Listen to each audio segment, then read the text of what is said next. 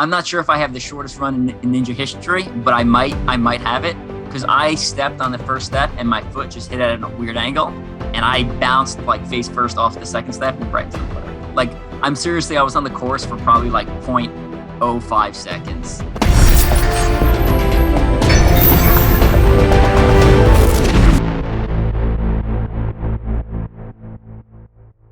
We've been talking all about accolades, success stories, all the things that you've accomplished. Now you and I are going to talk a little bit about failure.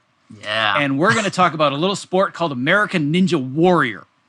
So what I just found out yesterday, I was telling you this offline beforehand, I didn't even realize this when we originally scheduled this interview. I didn't put face to the name. And my producer, she had sent me a link to your short documentary. It's like a 22-minute short. We're going to link to it. If it's public, I want to make sure everybody watches it. And we'll talk more about the subject matter of it later. But the point being that 5 seconds in, your face pops up. I'm like, wait a second, is it that guy? And what I meant by that was the last 2 seasons, or the first 2 seasons that I've been on American Ninja Warrior, you and I ran the exact same day within hours of each other. And we have almost exactly the same story. So for this guy that has run thousands and thousands of miles and literally done thousands of obstacles, you do this professionally. I want you to tell your story from your perspective of season 1 of American Ninja Warrior. Yeah, so I get picked for American Ninja Warrior. I basically stop running because I'm like, all right, this could be a big break, right? So like pour all my energy into training, right? So I'm at the gym every week, or a couple times a week, and really kind of getting ready. And big spiel. You fly out there, you show up to the start line, and I'm not sure if I have the shortest run in ninja history, but I might have it because I stepped on the first step and my foot just hit at a weird angle, and I bounced like face first off the second step and right into the water. Like I was on the course for probably like 0.05 seconds, and just so much effort and time. And you have all these people messaging you, right? And I do all this crazy stuff online, and, you get some reaction from people.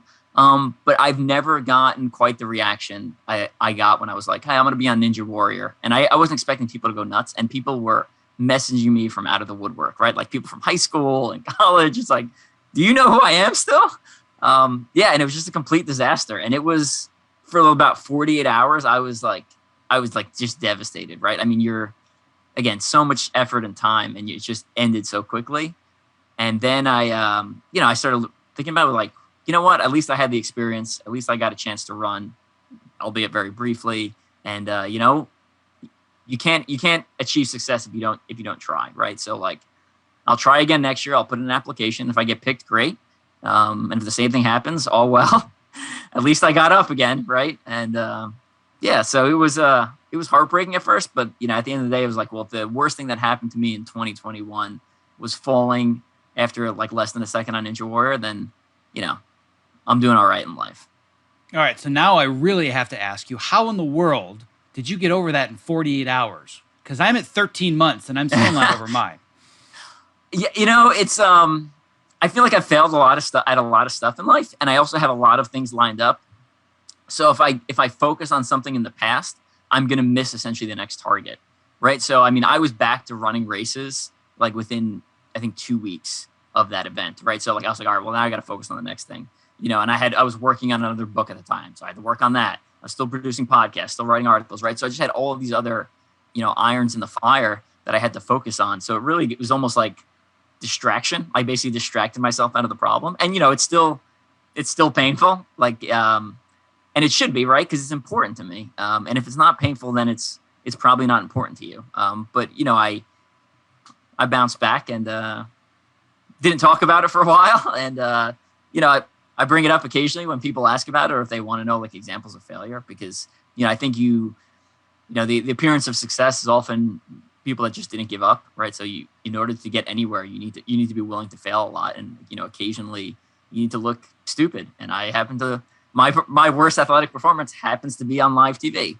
And don't worry, you guys showed it and repeatedly and then in slow motion again. So in case you missed it the first time I fell, it was like, yeah. And I remember I specifically watched that episode because it would have been the episode I would have been in as well, but I was cut from the show because Technically, I got farther. I got all the way to the platform, and then my toe missed a little edge, and I ended up getting wet. So I didn't make it through the end of the first obstacle either. But I made it to the very, very, very, very, very, very, very end of it. And I remember because yours was like in the wrap up. It was like, wasn't it one of the Baja Bia moments, I think, at the very end of that episode? Or it was like in a rewind package. It wasn't like they gave you the full feature and then they had you run, from what I remember, unless they did. Am I remembering that incorrectly? To be honest with you, I've never watched the full episode. It's not a memory I wanted to I watched it once just to be like, I wanted to see what happened because my memory actually didn't quite match what the video showed.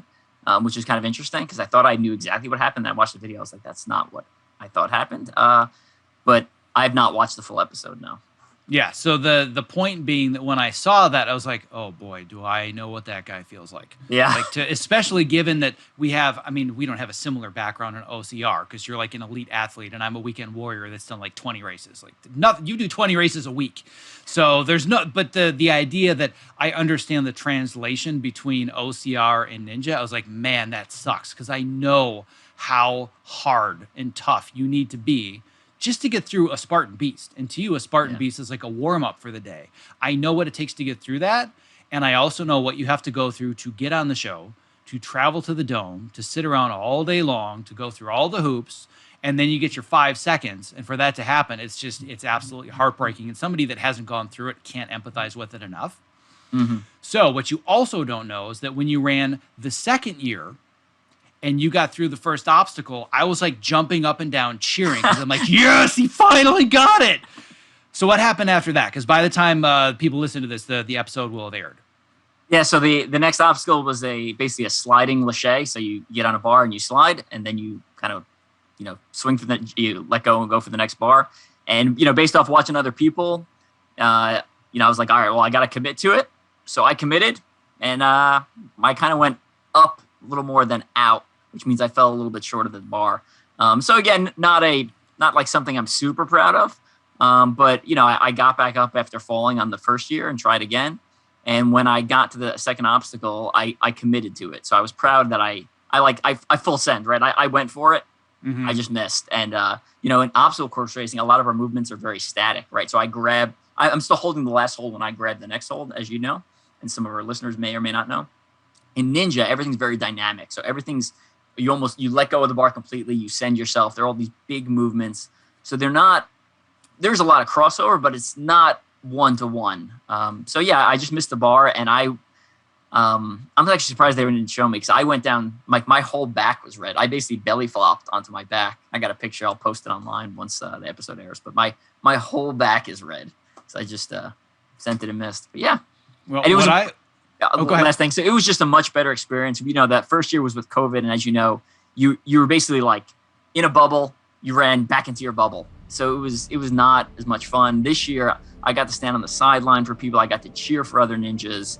I got to sit in the audience, and it was just a lot more social with the COVID restrictions, like a lot looser. So it was overall, I just had a much better experience, and I left in a much better place, even though my run was marginally more successful.